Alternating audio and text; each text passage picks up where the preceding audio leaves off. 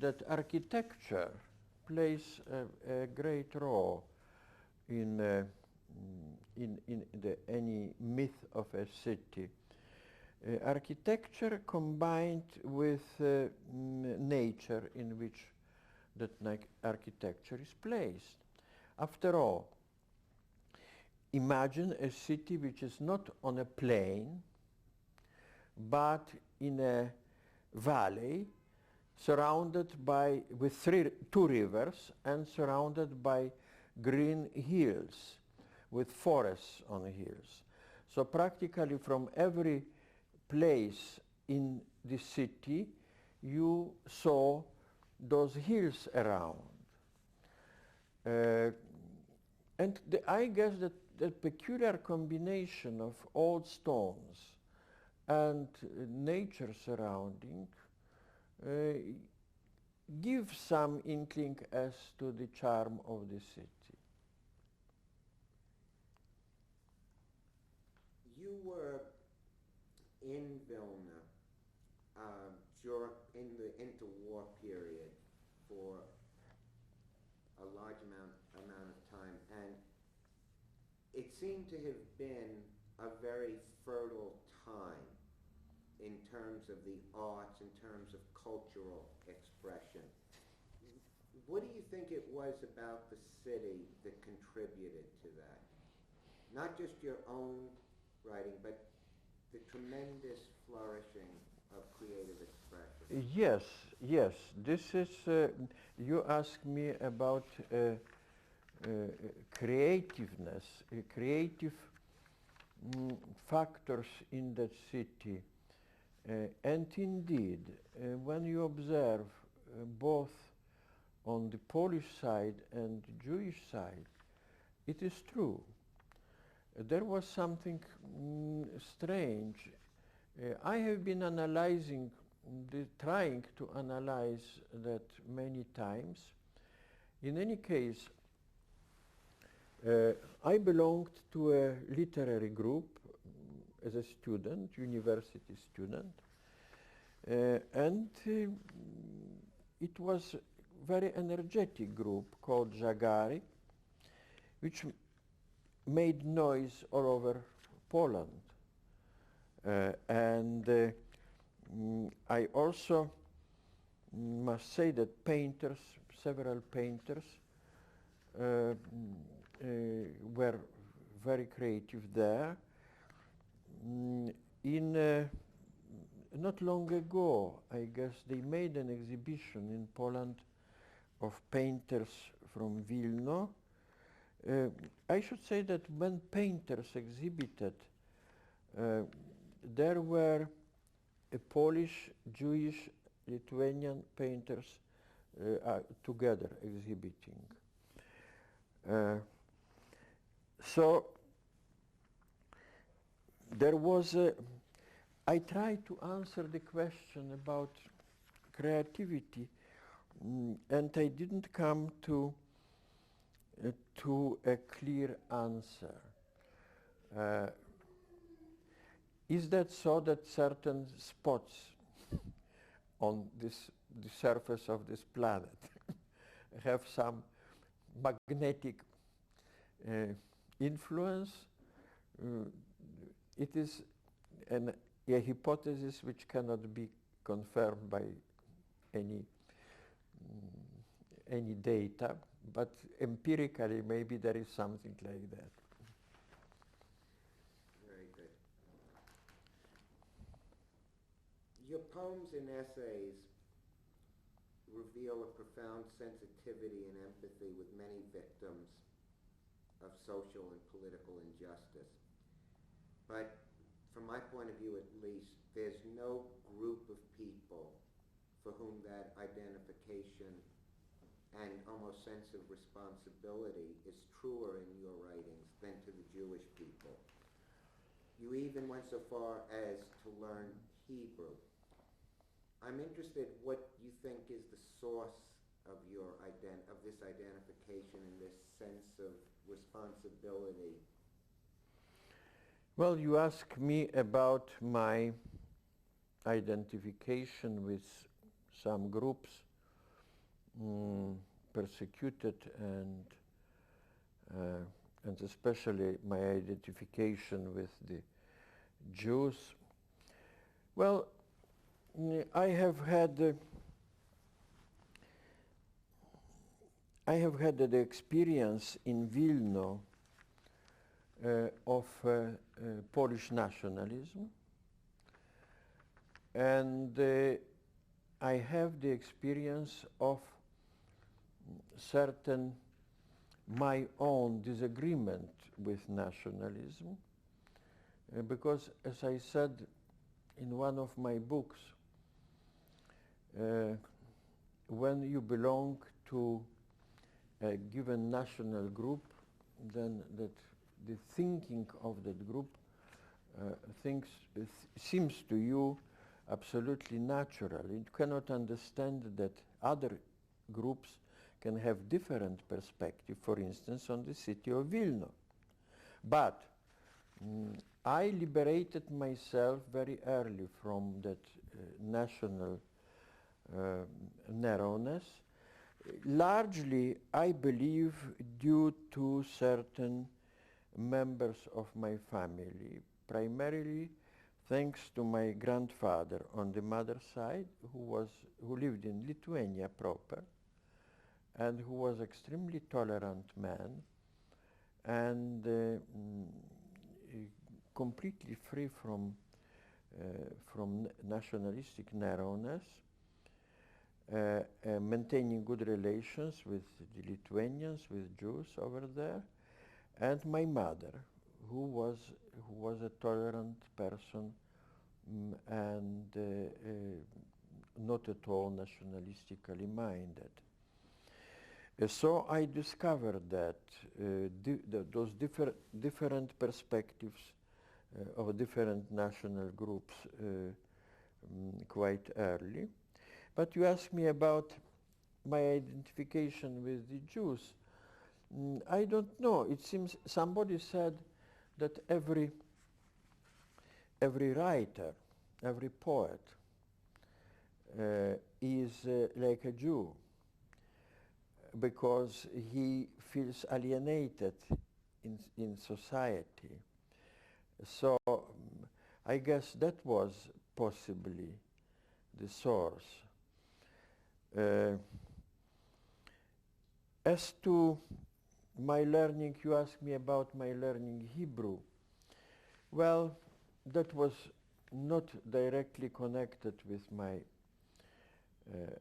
my sympathy for the Jews.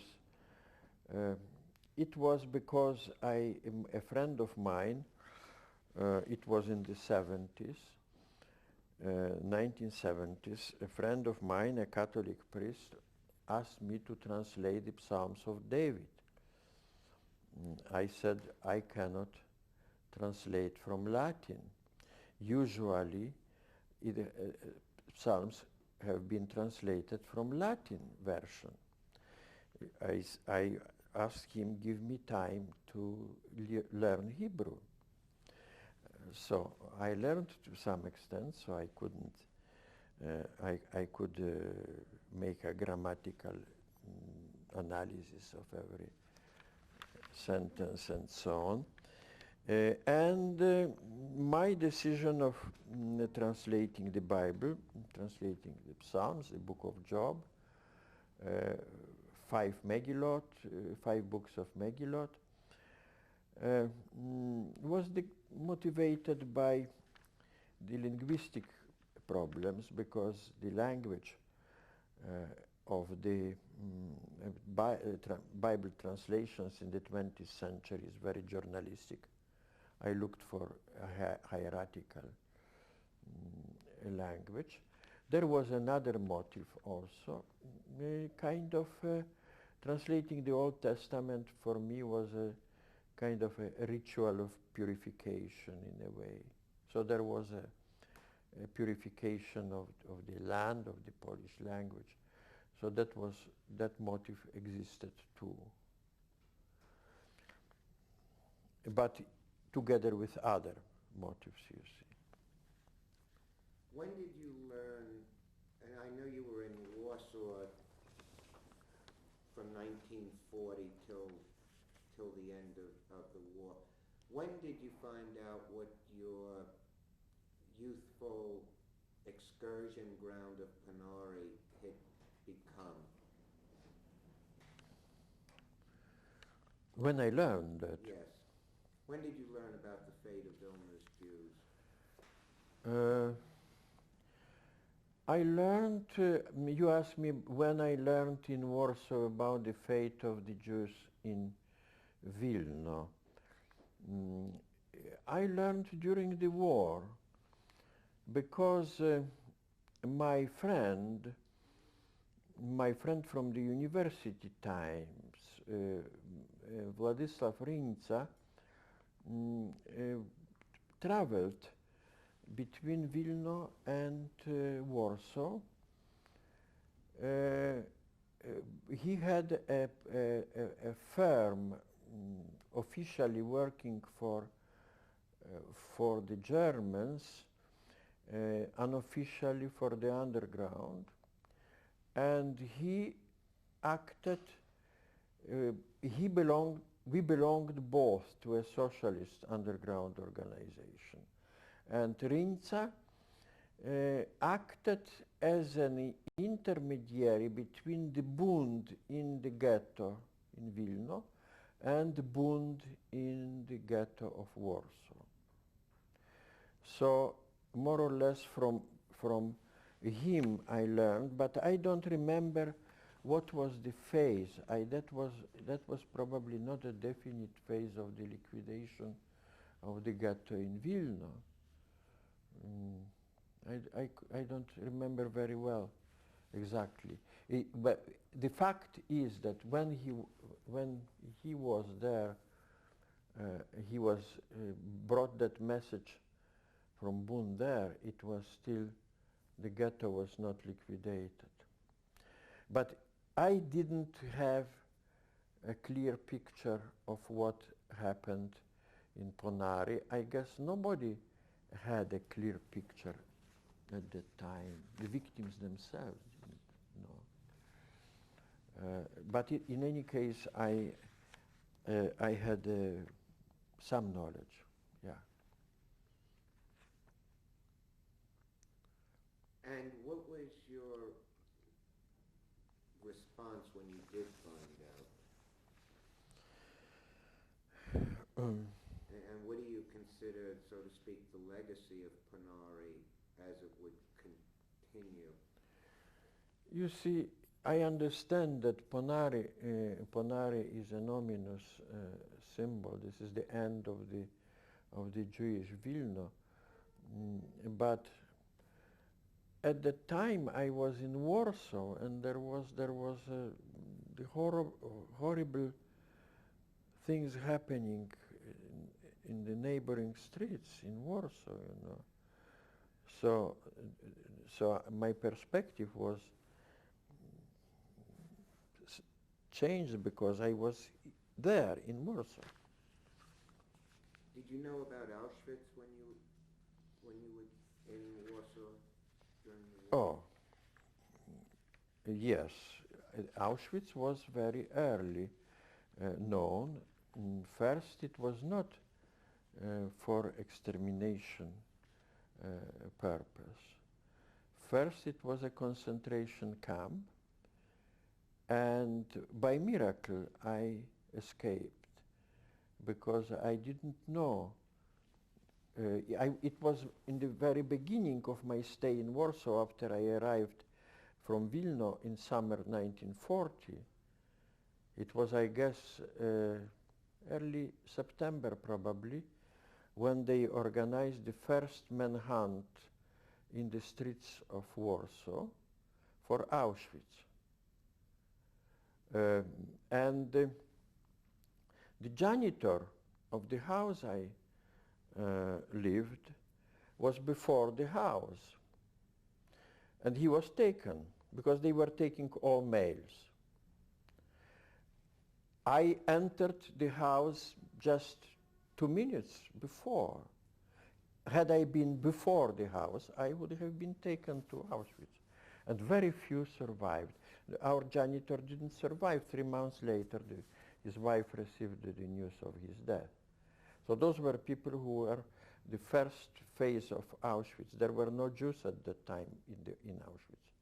There were Poles, then there were Soviet prisoners, and then came the Jews. It was 1940. So constantly I had the news what was going on in Auschwitz during my stay in Warsaw.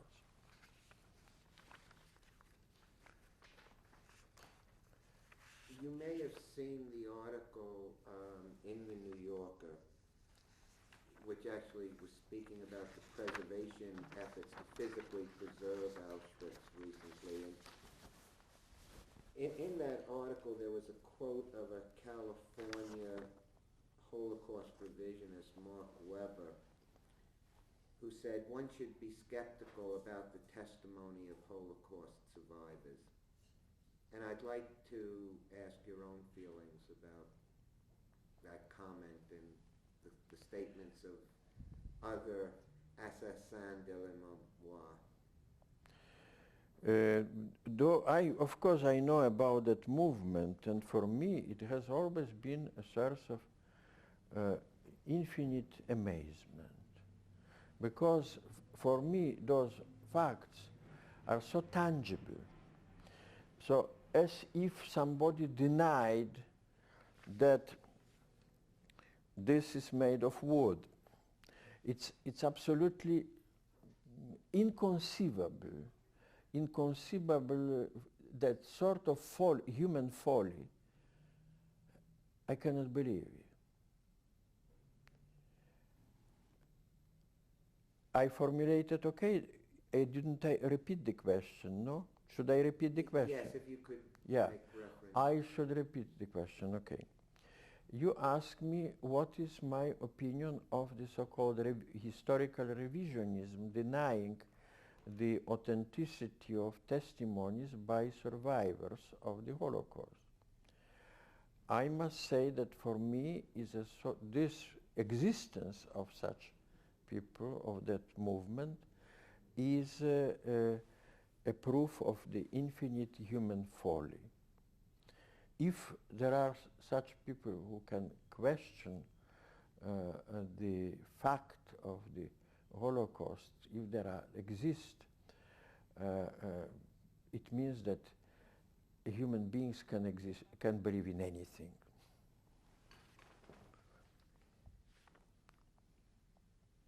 You recently returned to Vilnius. How did the city today compare to the city of your youth and memory? For me, that return was painful because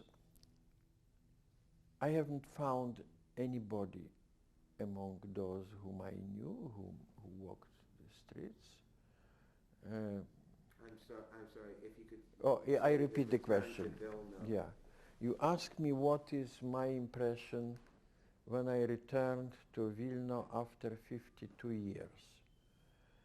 That was a very painful impression. I walked in the streets of Vilnius and completely aware that I wouldn't meet anybody from people whom I knew.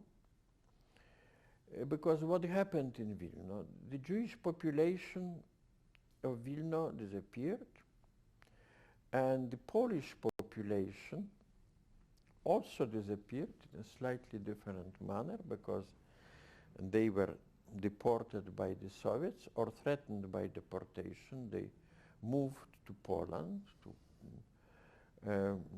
and who remained? Remained some people who lived in little houses in this Vilnius suburbia, having their little gardens and so on, mostly half literate or illiterate.